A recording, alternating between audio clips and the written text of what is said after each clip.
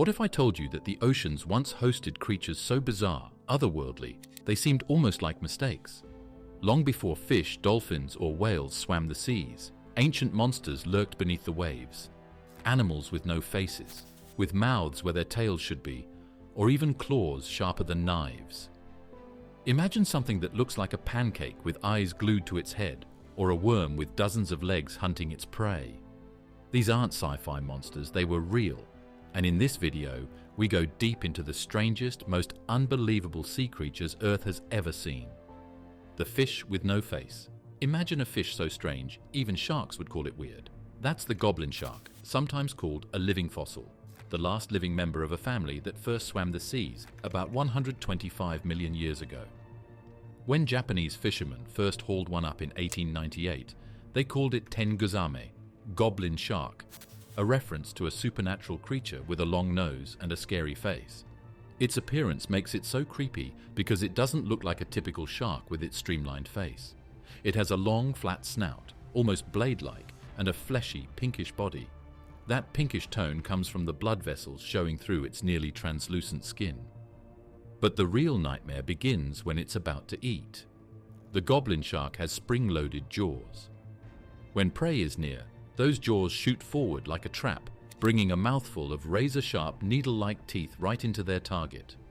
Those teeth, plus the long snout, help serve a special purpose, sensing weak electric signals in the dark ocean, so the shark can find prey even in pitch-black water. Its snout is dotted with tiny sensors called ampullae of Lorenzini. Pretty wild. Goblin sharks usually spend their time drifting over the bottom of deep oceans, often hundreds of meters underwater, where no sunlight ever reaches. That helps explain why it never developed flashy skin, big muscles, or fast swimming. In such depths, stealth is more useful than speed. Speaking of its lineage, scientists believe that extinct relatives of the goblin shark, like the ancient genus Scapanorhynchus, also shared similar bizarre features. So when you look at a goblin shark with its weird snout, almost invisible skin, and jaws that shoot out like a trap, you're looking at a deep-sea relic, a creature so strange it feels like nature made a mistake. The walking plant. Have you ever seen a flower that walks? That's kind of what ancient sea lilies looked like, and sometimes they really did move. Sea lilies, or crinoids, aren't plants at all. They're animals related to starfish and sea urchins that spend their lives anchored to the sea floor by a long stalk. On top of that stalk sat a crown of feathery arms that waved in the water, catching tiny bits of food like plankton. Millions of years ago, some sea lilies, such as the extinct species Platycrinus saphoidi, resembled flowers underwater that fluttered delicately in the currents. Imagine a thin stem rising from the ocean floor, topped by a delicate array of arms. If the water was calm, that flower might sway slowly, giving the illusion of something alive, like seagrass dancing under the waves. For a long time, scientists assumed sea lilies were completely stuck, rooted forever, like coral. Then, deep-sea researchers discovered something totally shocking. Some living sea lilies crawl. In 2005, a submersible video from 430 meters deep near Grand Bahama Island caught stalked sea lilies dragging their stems across the ocean floor, apparently fleeing hungry sea urchins. Yes, a flower that runs away from predators. It turns out the arms, those feathery, petal-like appendages, weren't just for feeding. In danger, sea lilies could break off the bottom of their stalks and use their arms to slowly shuffle to safety. That's wild. One scientist even compared it to a lizard's tail. Distract the predator with the broken stalk, then get away. Today, only about 80 species of stalked crinoids remain, and most live far below where sunlight reaches, in deep, dark water. So next time you envision an underwater garden, don't think only of swaying plants. Think walking flowers. Ancient sea lilies that lived many millions of years ago resembled living plants, and at times even crawled upon the ocean floor. Their example is proof that not everything in nature follows common sense. The jawless vampire of the ancient seas. Think of a fish so primitive, it didn't even have a proper mouth, no jaws, no biting, nothing like modern sharks or tuna. Yet this jawless vampire was among the first vertebrates ever to glide through Earth's ancient oceans. Presenting the jawless fish, early armored swimmers that prowled the seabed hundreds of millions of years ago. These ancient jawless animals were in a category called agnathans, the first vertebrates. Their bodies often had bony plates on the head and front that provided armor, while the rest of the body was more flexible. They did not have jaws or paired fins. Many spent their life sucking up tiny bits of food from mud, plankton, or detritus on the ocean floor. Take an extinct fish, like Dartmouthia. Its fossils show a flat belly with the mouth located on the underside of its head shield, the right configuration for a life spent slowly gliding along the seabed, vacuuming up food. Alternatively, consider Arundaspis, one of the oldest jawless fishes, living some 480 million years ago. It was only about 12–14 centimeters long, possessing a bony head shield and scutes covering its body. Recently, paleontologists used CT scanning to build 3D reconstructions of these ancient mouths, for example, in a jawless fish called Rhinopteraspis dunensis, and found that their mouths weren't built for biting at all. Instead, they used bony plates to open or close their mouths slowly, straining tiny food particles from the water, a feeding strategy more like oysters or flamingos than sharks. These jawless swimmers were not fast, fierce predators. They were slow-moving, armored, bottom dwellers, adapted for a very humble diet of whatever the seafloor offered. They consumed plankton, tiny organisms, and decomposed plant matter or detritus. But don't think of them as primitive failures either. They were among the first vertebrates, the great ancestors of all fish, reptiles, mammals, even us. Their simple, jawless bodies mark a critical chapter in the story of life on Earth. So next time you imagine a sea vampire, not a toothy monster, but these soft-mouthed, jawless pioneers, the first fishes, quietly scraping a living in seas so ancient they seem like another world.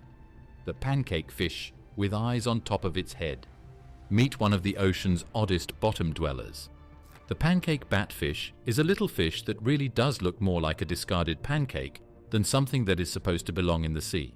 Scientifically named Haleuticthys aculeatus, this creature belongs to the batfish family called Ogocephalidae.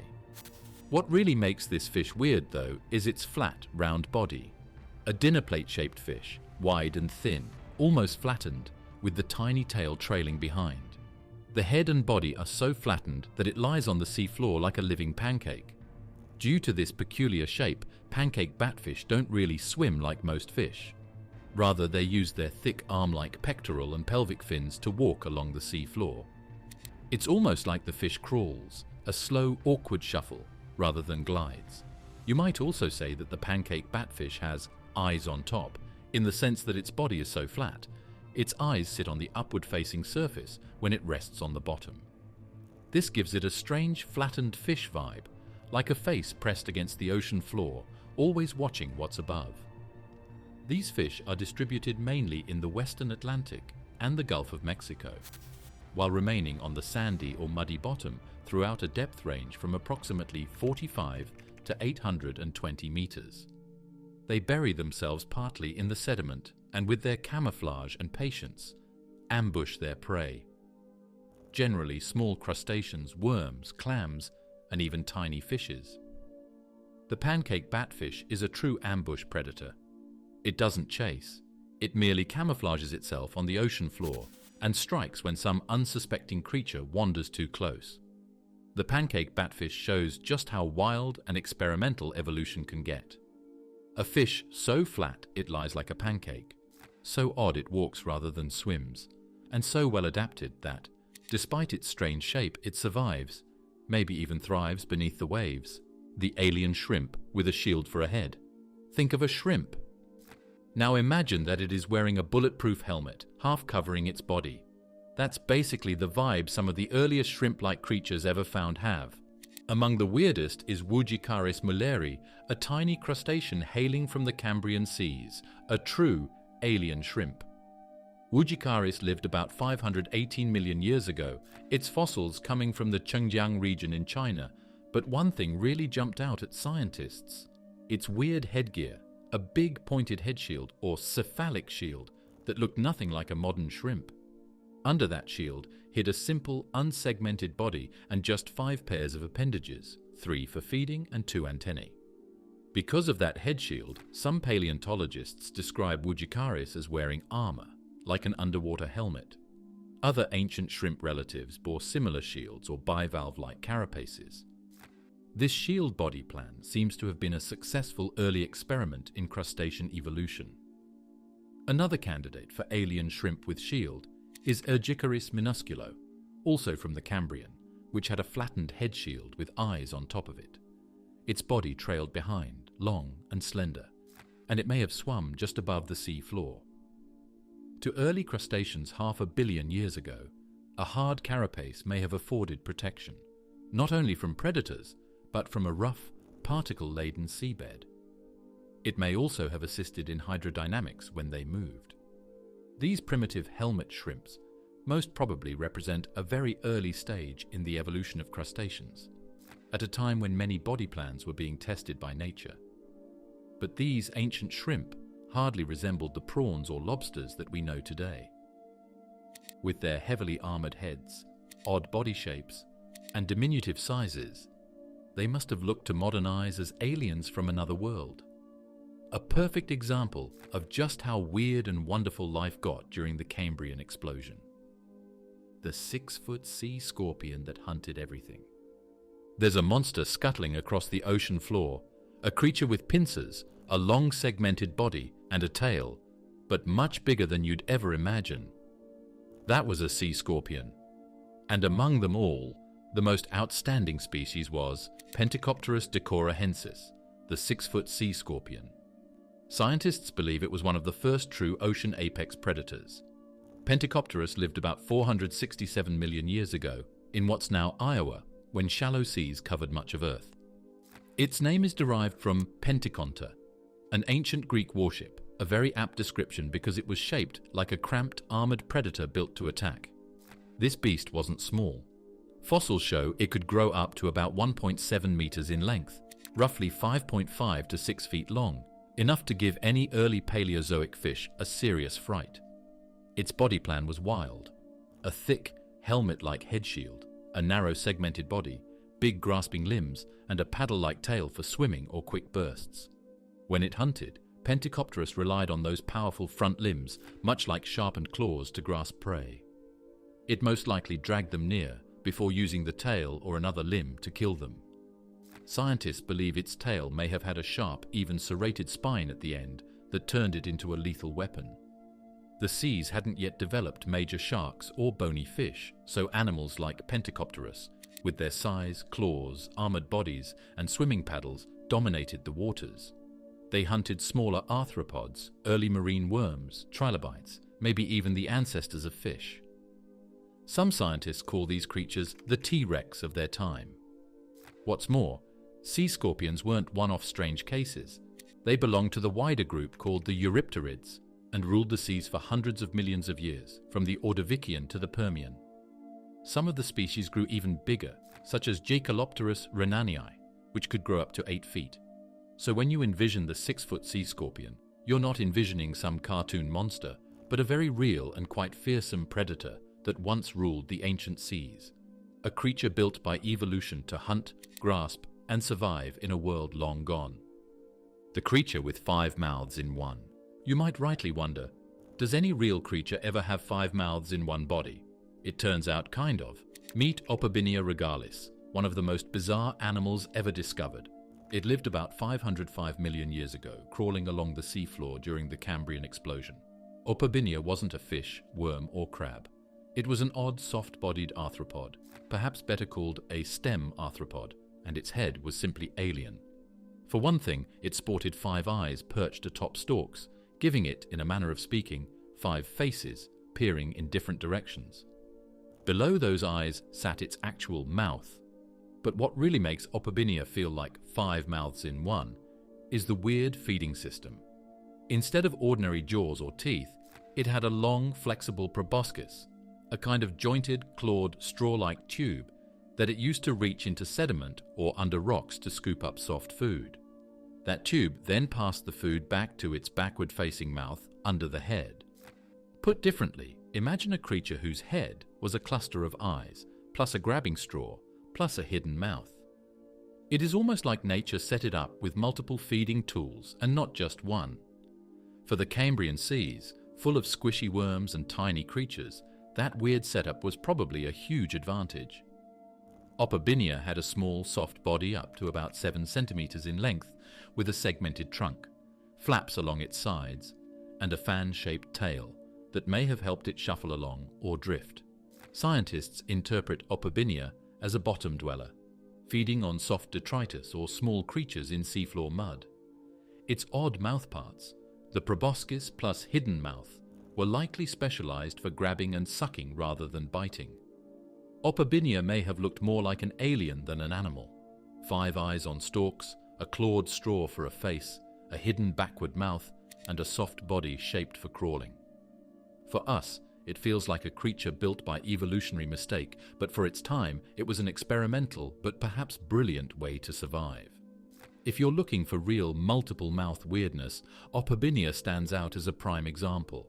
Not literally 5 mouths, but 5 eyes, 1 grabbing tube, 1 mouth, a hybrid feeding machine of prehistoric seas, the shark that lived like a saw blade. Helicoprion, a truly bizarre creature that ruled the seas around 270 million years ago.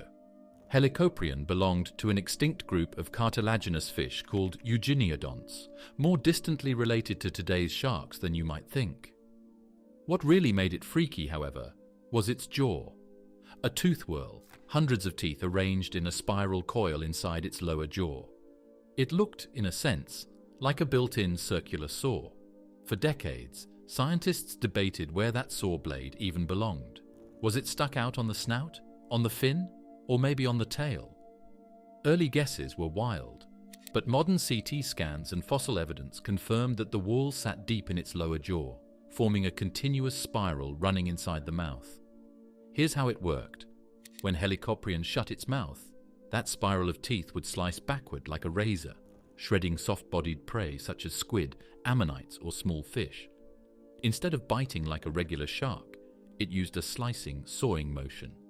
Some reconstructions suggest that the jaw could have extended over 50 centimeters, and a single tooth whorl might contain up to 150 individual teeth. That's more than enough to saw through tough prey and make survival pretty easy in ancient seas. But Helicoprion wasn't some freakish oddball, showing just how wild and experimental evolution can get. At a time when modern sharks or bony fish didn't yet dominate the oceans, such creatures as Helicoprion were at the top of the food chain. Their saw-blade jaws are among the most extreme feeding adaptations ever discovered in vertebrates. So the next time you think about sharks, don't just picture the sleek finback predators we know today. Instead, envision a ghost shark with a concealed spinning saw in its mouth, a creation so bizarre and razor-sharp that it might have torn through the ocean like a buzzsaw on steroids. The sea monster with wings instead of fins. There's Aquilolamna millarcae, sometimes referred to as the eagle shark, a true sea monster that, unlike most sharks, looked more like a manta ray or a prehistoric flying fish. Aquilolamna lived some 93 million years ago in what is now Mexico, during the late Cretaceous, a time when the seas teemed with fish, ammonites, and early marine reptiles. What made Aquilolamna weird in a fantastic way was its body shape. Its pectoral fins didn't look like regular fins. They were so wide, with a wingspan of nearly 1.90 meters from tip to tip, that they made the shark wider than it was long, about 1.65 m. With broad fins like these, it probably didn't zigzag through water like any other shark, but glided gently over the plankton-rich waters, slowly filtering food. Its long, slender tail likely provided the propulsion, while the wing-like pectorals helped in keeping it afloat and maneuvering around. Because of this body plan, many paleontologists think Aquilolamna was a filter feeder, not a fierce predator. Rather than hunting huge fish, it likely fed like a manta ray, its wings sweeping through the water to scoop up small sea creatures or plankton. Aquilolamna was the real sea monster with wings, a shark that did not swim like a shark but glided like a gentle underwater bird. It shows just how creative evolution can get, mixing traits from totally different groups, sharks and rays, to build this otherworldly creature. So next time you envision some ancient sea monster, don't think of Jaws and terror. Think instead of glorious wings underwater, a shark that flew through the seas, rather than merely swam. The underwater centipede that grew to 8 feet long. You have probably heard of giant sea monsters. But what if I told you about one of the largest centipedes that ever walked, or more precisely crawled, on our planet millions of years ago? Meet Jaekelopterus, an ancient eurypterid commonly referred to as a sea scorpion that stretched up to 8 feet, 2.5–2.6 m long, making it the largest arthropod ever found. Jaekelopterus lived during the Devonian period, roughly 400–390 million years ago, when the early seas were crowded with strange fish, trilobites, and armored invertebrates. Its claim to fame is a gigantic claw, fossilized chelicerae, or its pincer arms, about 45 centimeters, 18 in, long, which suggests the full animal reached between 7.5 and 8.5 feet. That's longer than any of the biggest living spiders, crabs, or insects today. So what did this underwater centipede actually look like, and how did it live? Like other sea scorpions, Jaekelopterus had a segmented body covered by a sturdy exoskeleton, many jointed legs, a tail often ending in a broad paddle or spine, and large pincers out front, perfect tools for grabbing prey. It is considered by scientists to have been an apex predator of its time. The large size of the eyes likely provided sharp vision underwater, while those powerful claws allowed it to snatch other animals, such as smaller arthropods, early fish, or soft-bodied creatures with ease. Due to its size and predatory lifestyle, Jaekelopterus is often referred to as the T-Rex of the Paleozoic seas. Why did arthropods get so big back then? Many scientists point to the high oxygen levels in Earth's atmosphere during the Paleozoic era. Higher oxygen could support larger bodies and more active metabolisms, a big advantage when the seas were full of opportunities and little competition from vertebrates. So when you imagine that underwater centipede of your nightmares, don't think of something small or harmless. Think of a huge, multi-jointed killer, a creature built to dominate the ancient seas, snatching prey with its claws and dragging them into the depths. Jaekelopterus wasn't just big for a bug. It might have been one of the biggest predators that sea life had ever seen. The jelly that had teeth. When you think of the jellyfish, you probably picture a soft, blobby bell floating in the water, catching tiny fish or plankton with its tentacles. That's because real jellyfish are mostly water. About 95% have no bones, no teeth, and certainly no mouthful of chompers. So the phrase, "the jelly that had teeth," raises eyebrows, and unfortunately, there's no direct example in the fossil record. Fossil jellies are rare because soft bodies don't fossilize easily. Yet thanks to some unusual finds, scientists know jelly-like creatures swam the seas more than 500 million years ago. Burgessomedusa phasmiformis, found in the Burgess Shale, Canada, is considered to be one of the oldest free-swimming medusae in fossil history. It had a bell-shaped body about 20 centimeters across and around 90 tentacles. It probably hunted prey the same way many jellyfish do today, using those tentacles to sting, paralyze, or catch small creatures drifting in the ancient sea, according to researchers. The process of capturing or incapacitating prey in today's jellyfish and their close relatives, comb jellies, does not depend on teeth, but rather on stinging cells called nematocysts in jellyfish, or sticky colloblasts in comb jellies. Some popular articles and fiction like to refer to those stingers as teeth, or say that jellies bite, but that's not biologically correct. As One Earth explains, jellyfish sometimes seem to have teeth, but in fact, they have thin hairs or toxic cells on their tentacles that aid them in catching prey. So, for those who want the real jelly with teeth, the fossil record disappoints. What we do know is fascinating enough. Ancient jelly-like creatures gliding through Cambrian seas, their bodies nearly 95% water, tentacles trailing behind, hunting with stingers instead of fangs, and surviving for over 500 million years. And that wraps up today's exploration into the strangest, most mind-bending extinct creatures ever to roam our planet. If you enjoyed exploring these bizarre discoveries and want more deep-sea mysteries, ancient monsters, and science-backed weirdness, make sure to hit the like button, subscribe, and turn on the bell so you never miss the next episode. Got a creature you want us to cover next? Drop it in the comments. Thanks for watching, and as always, stay curious, stay amazed, and I'll see you in the next one.